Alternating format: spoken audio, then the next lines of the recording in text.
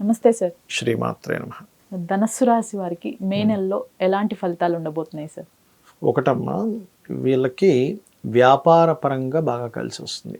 కాకపోతే కొంచెం ఈ అప్పులు చేయవలసి రావడము, కొంచెం ఈ కాంపిటేటివ్ రిలేటెడ్ వాటిల్లో కొంచెం వీళ్ళు కూడా కొంచెం అంటే వాటిని తట్టుకోవడానికి చేయాల్సిన ప్రణాళికలు ఇట్లాంటివి కొద్దిగా ఉంటాయి ధనస్సు వారికి.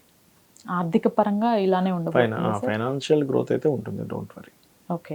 అంటే ఫైనాన్షియల్గా అంటే ఒకటి, ఫైనాన్స్ కారకుడు శని 3లో ఉన్నందుకు ఇస్తాడు, కానీ దాని తర్వాత రాశుల్లో కుజుడు రాహు ఉన్నందుకు కుటుంబ సభ్యులతో ఉండే ఫైనాన్షియల్ డీల్స్ ఏవైతే ఉంటాయో వాటి వల్ల కొంత ఘర్షణ వస్తుందమ్మ వీరికి. వీరికి ఎడ్యుకేషన్ పరంగా కానివ్వండి, ప్రాపర్టీస్ పరంగా ఎలాంటి ఫలితాలు ఉండబోతున్నాయి సార్? ఈ మాసం తీసుకోకపోవడమే మంచిది. కొత్త ప్రాపర్టీస్ ఏదైనా తీసుకోవాలనుకున్నా, లేదా ఏదైనా కన్స్ట్రక్షన్ స్టార్ట్ చేద్దాం అనుకున్నా, 4వ స్థానంలో ఎప్పుడైతే కుజుడు రాహు ఉన్నారో ఇదేం చేస్తుంది అంటే కొంచెం ఈ కాంబినేషన్ ఏదైతే ఉందో కొంచెం స్ట్రెస్ని ఇస్తుంది ఏదైనా కన్స్ట్రక్షన్ స్టార్ట్ చేస్తే. అలాగే ఎడ్యుకేషన్ విషయంలో కూడా ఇప్పుడు కొత్త టెక్నికల్గా వచ్చాయి ఇప్పుడు చాలా మటుకు.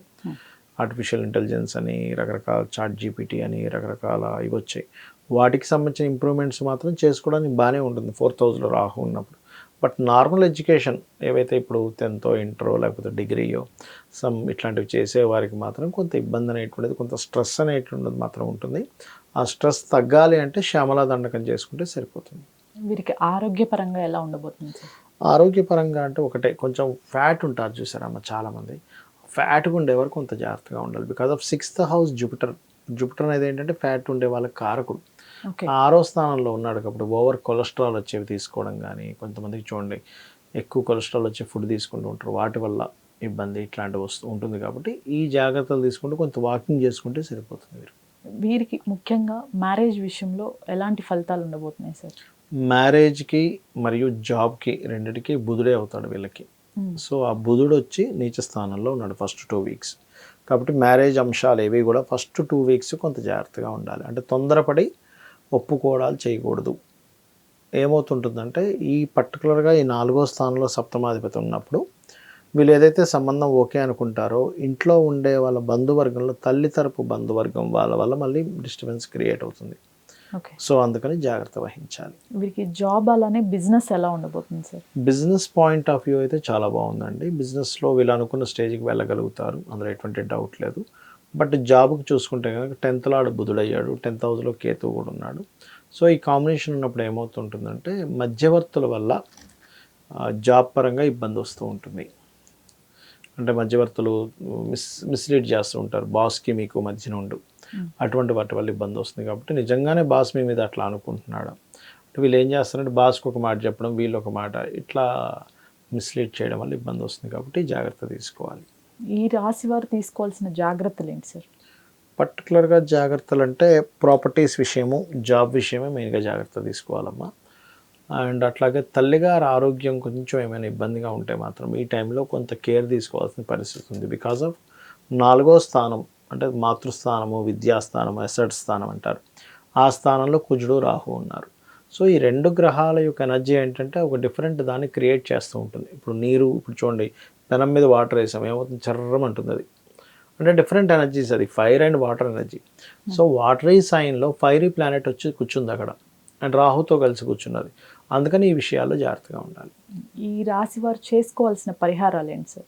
పరిహారాలు కనుక చూసుకున్నట్లయితే పర్టికులర్గా మీరు లక్ష్మీ నరసింహస్వామి ఆరాధన చేసుకోవడం మెయిన్గా చాలా ముఖ్యమైనటువంటి అంశము. అండ్ అదేవిధంగా దుర్గా స్తోత్రాలు, ఎందుకంటే కుజుడు రాహుతో ఉన్నాడు కదా, దుర్గా స్తోత్రాలు లేదా ఓం దుమ్ దుర్గాయ నమః అనే మంత్రము చేస్తూ కొంచెం కంపల్సరీ. ఇప్పుడు చూడండి కొంతమందికి ఇప్పుడు 4th హౌస్ బాగాలేదని చెప్పాను, అసెట్స్ తీసుకోవద్దని చెప్పాను, కానీ వాళ్ళకి అదే పని అవుతుంది. రియల్ ఎస్టేట్లో ఉంటారు, లేకపోతే కన్స్ట్రక్షన్ ఫీల్డ్లో ఉంటారు, కానీ వాళ్ళకి తప్పదుగా. అలాంటి వాళ్ళు ఏంటంటే కొంచెం ఆంజనేయ స్వామి లేకపోతే నరసింహస్వామి ఆలయం, దుర్గా ఆలయానికి రెగ్యులర్గా వెళ్తుంటే ఈ దోషం వీళ్ళ మీద ఉండదు. ఈ రాశి వారు ఇవి కాకుండా సార్ ఇంకా ఈ నెలలో ఇది కాకుండా ఇంకా చేసుకోవాల్సినవి కానీ ఏమైనా ఉన్నాయా?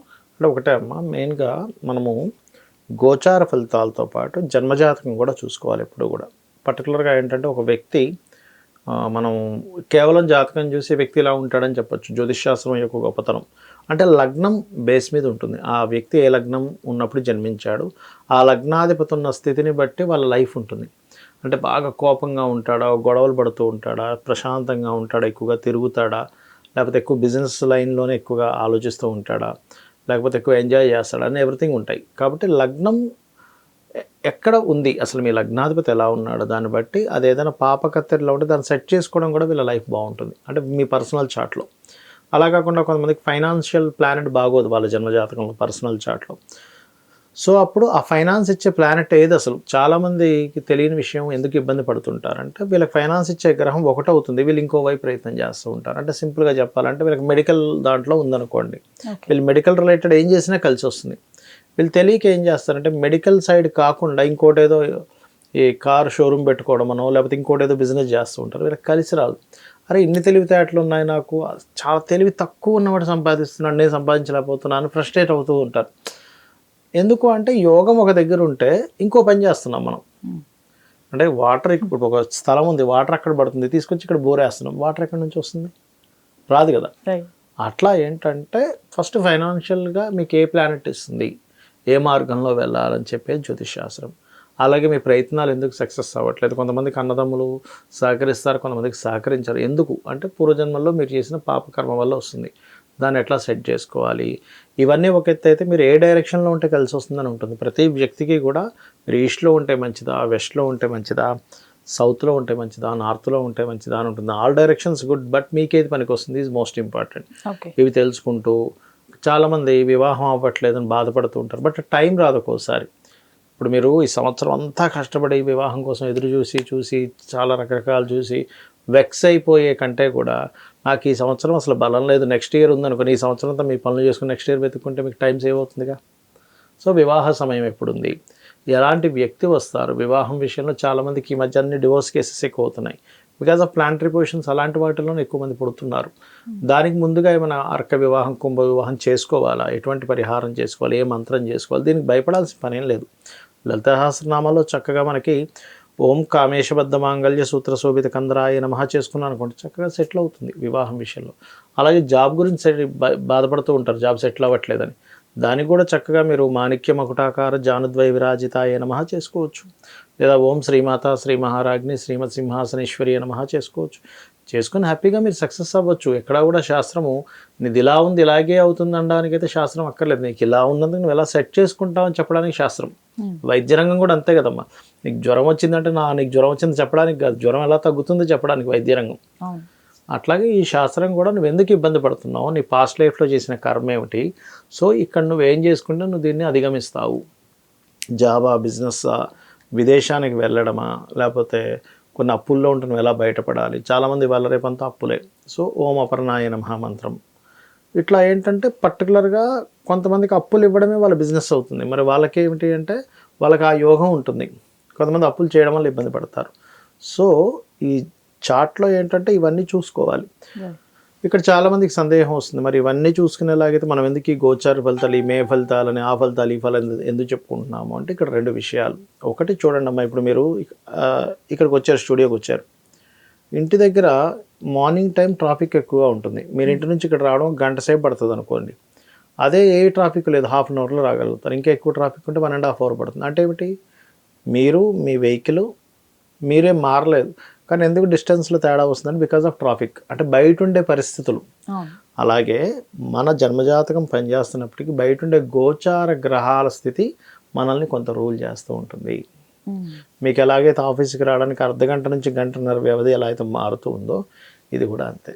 ధన్యవాదాలు సార్. శ్రీమాత్రే నమః.